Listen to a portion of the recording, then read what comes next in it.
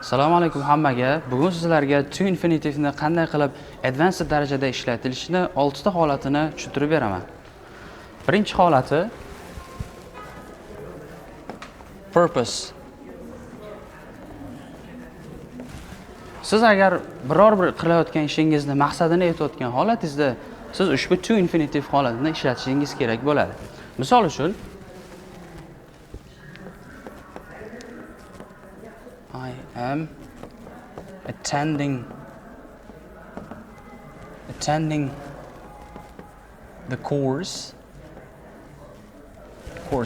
Bu sizni qilayotgan bir ish harakatingiz va buni maqsadini aytish uchun to infinitive bilan foydalanishingiz kerak.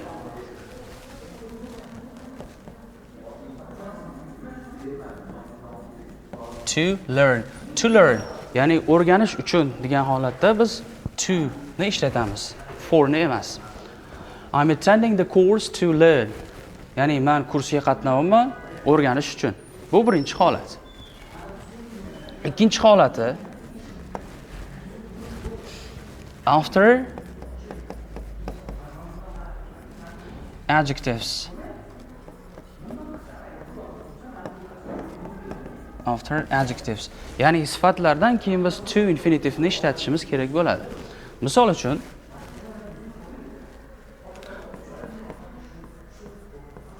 iPhone is expensive. Mana bu holatlarda expensive bu adjective, iPhone qimmat. Endi nima uchun qimmat yoki nima uchun qimmatligini bu joyni kesib bu nima uchun qimmatligini keyingi to bilan ishlatsak bo'ladi. Yo'q, bu gap ham kerak emas. Va bu adjectivedan keyin biz to ni ishlatishimiz kerak bo'ladi. iPhone is expensive to buy. Ya'ni expensive bu holatda adjective, undan keyin to bilan ishlatmoqdamiz. Bu ikkinchi holati va buni bir qancha istisno holatlari bor, ya'ni adjective ishlatilmaydigan va undan keyin to infinitive emas, ing holatlarini ishlatishimiz kerak bo'ladi. Bular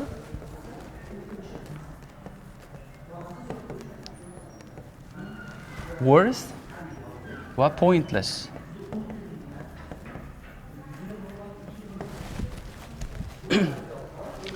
Uchinchi holatimiz after passive voice.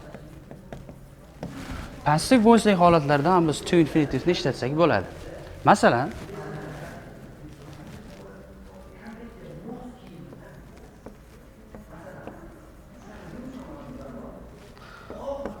computer is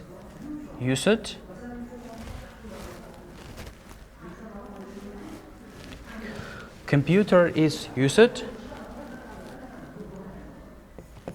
to work online. To work online. Va kompyuter ishlatiladi online ishlash uchun. Mana bu holatda biz passive voice va undan keyin biz to infinitive holatlarni ishlatmoqdamiz. To'rtinchi holati after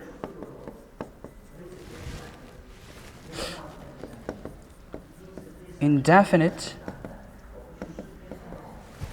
pronouns.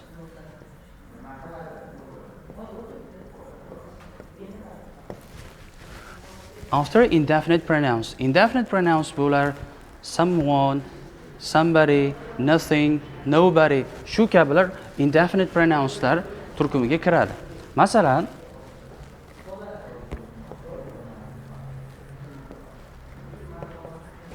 there is nobody, hech kim yo'q, gaplashish uchun degan holatimizda biz to infinitive ni ishlatamiz. Ya'ni there is nobody to talk. Bu ishlatgan holatlarimiz, 4 ta holatlarimizda ko'p studentlar biz ular bu joyni kesib yuborasiz. Ushbu holatlarni ko'pchilik ushbu holatlarda ko'p studentlar for ni ishlatib qo'yish kabi xatolarni qilishadi. Ya'ni there is nobody for talking. Uni o'rniga biz advanced darajada qilib to talk ni ishlatishimiz ma'qulroq. Ushbu to'rtta holatini ko'rib chiqqan holatda albatta gaplar tuzib chiqishingiz kerak.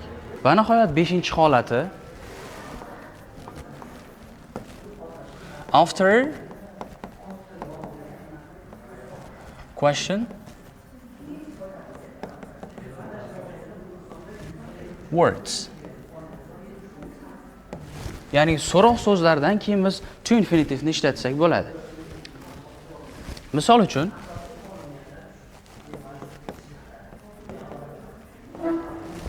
I know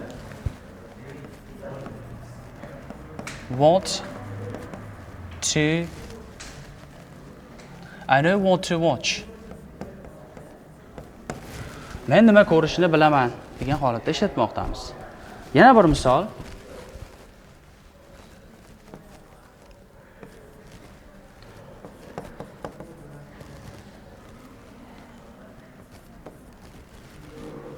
We find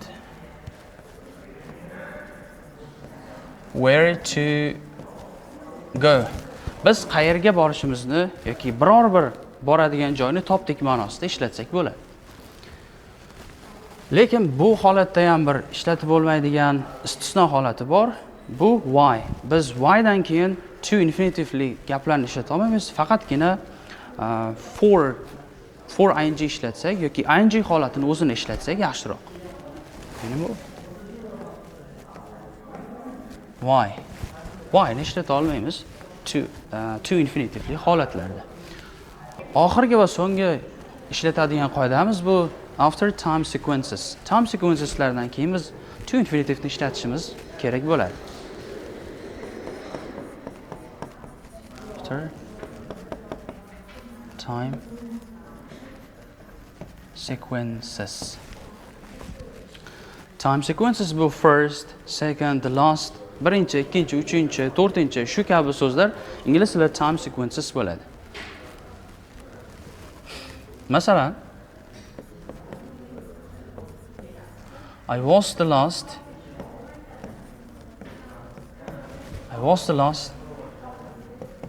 to arrive the party. Men oxirgi bo'ldim, partiga yetib kelgan. Yoki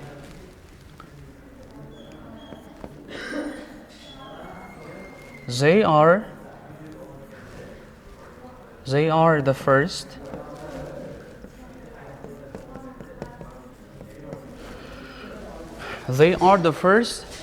to win the cup.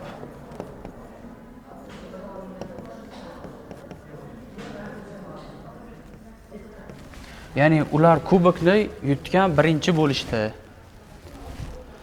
Ushbu holatlarni yaxshiroq o'rganish maqsadida kommentariyalarga albatta обязательно to'g'ri.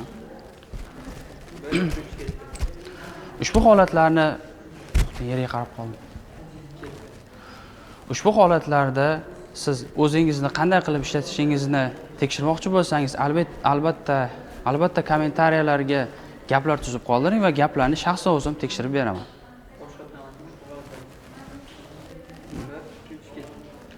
Ushbu o'rgangan holatlarimizni mukammallashtirish maqsadida albatta kommentariyaga o'zingizni shaxsiy gaplaringizni tuzib qoling va bu gaplarni to'g'ri va noto'g'riligini shaxsan o'zim tekshirib beraman.